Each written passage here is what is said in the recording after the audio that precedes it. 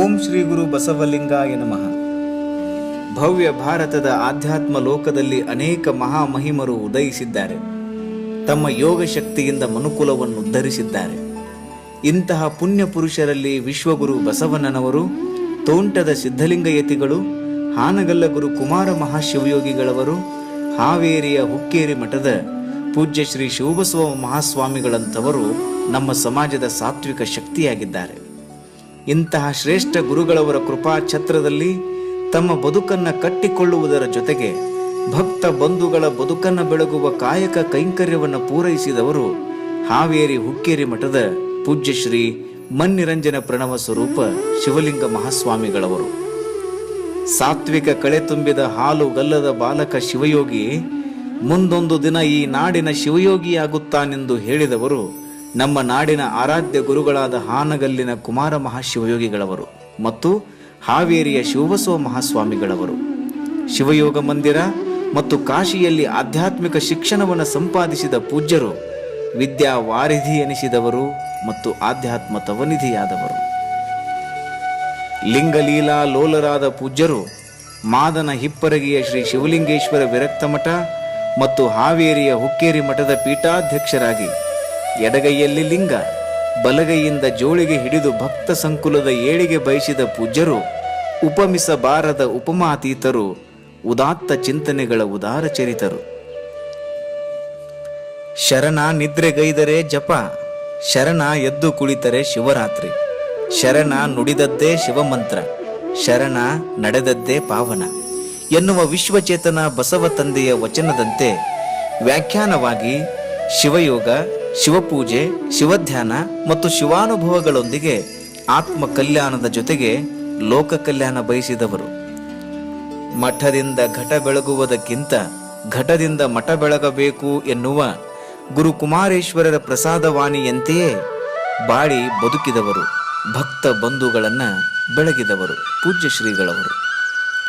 ಪೂಜ್ಯರ ವಜ್ರ ಮಹೋತ್ಸವದ ಶುಭ ಸಂದರ್ಭದಲ್ಲಿ ಭಕ್ತರೆಲ್ಲರೂ ಸಮರ್ಪಿಸಿದ ಬೆಳ್ಳಿಯ ತುಲಾಭಾರದ ಹಣದಿಂದ ಮಹಿಳಾ ಮಹಾವಿದ್ಯಾಲಯವನ್ನು ಸ್ಥಾಪಿಸಿ ಶಿಕ್ಷಣ ಪ್ರೇಮಿಗಳಾದವರು, ಕಾಯಕ ಪರಿಣಾಮಿಗಳಾದವರು.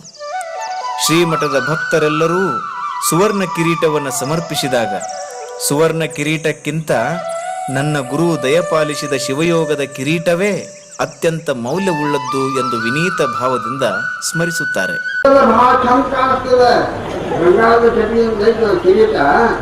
ನಿಮಗೆಲ್ಲ ನೋಡೋರಿಗೆ ಅದು ಕುಂತವ್ರು ಏನು ಸಾವಿರ ಬಂಗಾರ ನಿಲ್ಸಾಕ ನೋಡಪ್ಪ. ಹೆಂಗ ನಮಗ ಗೊತ್ತು. ನಾವೀಗ ಒಂದು ಕಾಲಸ್ತದ ಹಾಕೊಂಡು ಕುಂತೀವಿ. ಈಗ ವಿಚಾರ ಮಾಡಿ ನಮ್ಮ ಭಕ್ತರಿಗೆಲ್ಲ ಹೇಳಿದ್ವಿ, ಇದನ್ನ ಮೊದಲು ತೆಗೀರಪ್ಪ, ಮುಂದೆ ಭಾಷಣ ಮಾಡ್ಬೇಕಂತೀವಿ, ಇದನ್ನ ಮೊದಲು ತೆಗೆದ್ಬಿಡಿ ಅಂತೇಳಿ ತೆಗಿಸಿಟ್ಟಿವಿ ನೋಡಿ. ನೊಂದ ನೋವ ನೋಡಿದವರತ್ತ ಬಂದರು.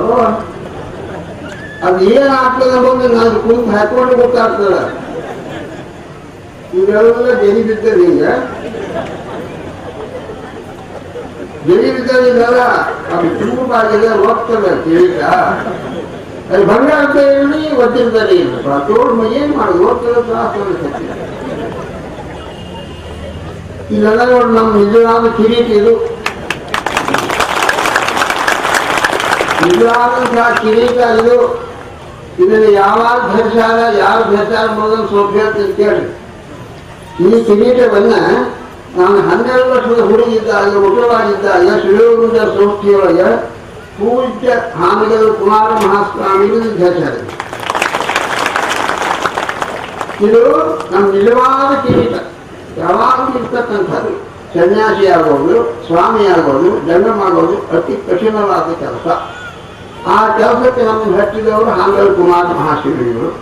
ಅದಕ್ಕೆ ನೀವು ಯಾರಾದ್ರೂ ಕೇಳಿದ್ರೆ ನಿಮ್ಮ ತಾಯಿ ಯಾರು, ತಂದೆ ಯಾರು ಅಂತ ಕೇಳಿದ್ರೆ ಹಾನಗಲ್ಲ ಸ್ವಾಮಿ ಕೆಲಸ ಮಾಡಿ ಮೊದಲ ಶಿವ ಮಂದಿರದೊಳಗೆ ಸಣ್ಣ ಹುಡುಗಿದ್ದಾಗ ಚಳಿ ಮೇಲೆ ಇಟ್ಟಿದ್ದೆ, ನಾನು ಮುಂದಿಟ್ಟಿದ್ದು ಬಹಳ ಪ್ರೇಮ ನನ್ನ ಮೇಲೆ. ಕೇವಲ ನಾನು ಈ ಮಂಚಕೊಪ್ಪ ಇದೇ ಶಿವಾಕೊಪ್ಪದಲ್ಲಿ ಹುಟ್ಟಿ 5 ವರ್ಷದ ಹುಡುಗಿದ್ದೆ. 5 ವರ್ಷದ ಹುಡುಗ ನಾನು ಎತ್ಕೊಂಡು ಹೋಗೋದು ಹಾನಗಲ್ಲ ಕುಮಾರಸ್ವಾಮಿಗಳು, ಶಿವಬಸವ ಮಹಾಸ್ವಾಮಿಗಳು. ಅವ್ರು ಕರ್ಕೊಂಡು ಹೋಗಿ ಎಲ್ಲಿ ಕರ್ಕೊಂಡು ಹೋದ್ರು? ಶಿವಯೋಗ ಮಂದಿರ ಕರ್ಕೊಂಡು ಹೋದ್ರು.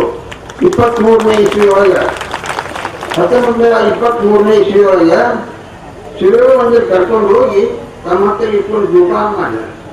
ಬಹಳ ಅಂತಃಕರಣದಿಂದ ಪ್ರೇಮದಿಂದ 5 ವರ್ಷದ ಹುಡುಗಿನ ತಾಯಿ ಮುಡಿಲಿಂದ ಕರ್ಕೊಂಡು ಬಂದಾಗ ಎಷ್ಟು ಕಾಳಜಿ ಇರಬೇಕು ನೋಡೋರು, ಬಹಳ ಕಾಳಜಿ ಮಾಡಿ.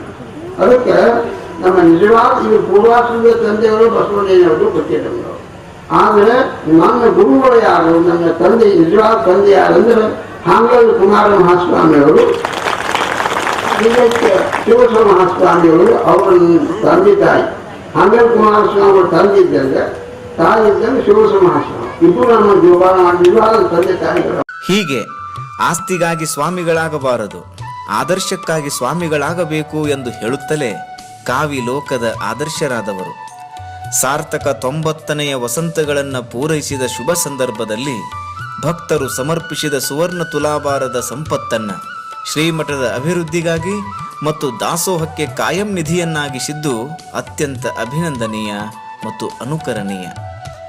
ಶ್ರೀಮಠದಲ್ಲಿ ವಿಶ್ವ ವಿಭೂತಿ ಪುರುಷರ ಪುರಾಣ ಪ್ರವಚನ, ಬಸವಾದಿ ಶರಣರ ವಚನ ಚಿಂತನ, ಸಂಗೀತ ಗಾಯನ, ಶ್ರೀ ಶಿವಲಿಂಗೇಶ್ವರ ವಾಚನಾಲಯ ನಿರ್ಮಾಣ, ಅನನ್ಯ ಸಾಧಕರಿಗೆ ಗೌರವ ಸಮ್ಮಾನ, ಲಿಂಗೈಕ್ಯ ಶಿವಬಸವ ಮಹಾಸ್ವಾಮಿಗಳವರ ಗದ್ದುಗೆಯ ಗೋಪುರ ನಿರ್ಮಾಣ, ಶ್ರೀಮಠದ ನವೀಕರಣ, ಅಮೃತ ಶಿಲೆಯ ಪ್ರತಿಷ್ಠಾಪನ, ಭಕ್ತರನ್ನುದ್ದೇಶಿಸಿ ಚಿಂತನಪರ ಆಶೀರ್ವಚನ, ಶ್ರೀಮಠದಿಂದ ಅನೇಕ ಪುಸ್ತಕಗಳ ಪ್ರಕಾಶನ ಇವೆಲ್ಲವೂ ಪೂಜ್ಯ ಶ್ರೀಗಳವರ ಕಾರ್ಯವಿಧಾನ.